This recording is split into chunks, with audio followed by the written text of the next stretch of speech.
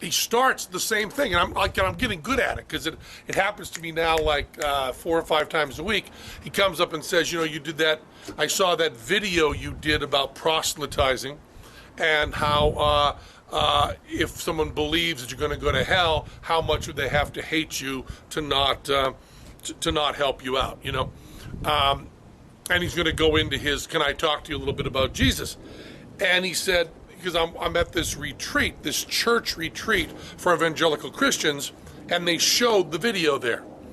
So I say to him, well, thank you. He said, it was a really good video. He said, very inspiring. It inspired me to, proselytize more. And I said, oh, okay, that wasn't the intent, And he said, well, yeah. And I go, oh, by the way, how do you feel about the legality and the morality of taking something that belongs to Sony and Crackle and showing it in your church without permission? Or did they get permission?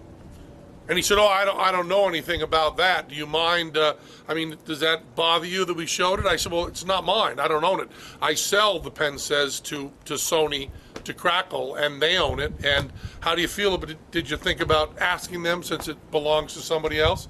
And that kind of threw him off the whole Jesus thing. And then he says, I want to talk to you about Romans. And I said, the thing about, the cost of sin is death. And he went, yeah. And I go, well, I've read the Bible a few times, and I know a little bit about it. And you do know that I'm an atheist. And he said, yes, but I want to tell you that when my father left, I really kind of fell apart when I was a child. And I interrupted him and said, so you have a lack of love from your family and friends in your life. You don't have to fill that with an imaginary character. You don't have to fill that with this whole dogma. You could actually just find people that you love and will love you. I said, you're a young guy. You seem nice enough. You seem smart enough. I don't think you need this Jesus thing. I think you can find love without it, man. And I really, just looking at you, I kind of dig you, and I think you're a fine guy and a really good man. And I don't think you need this fictitious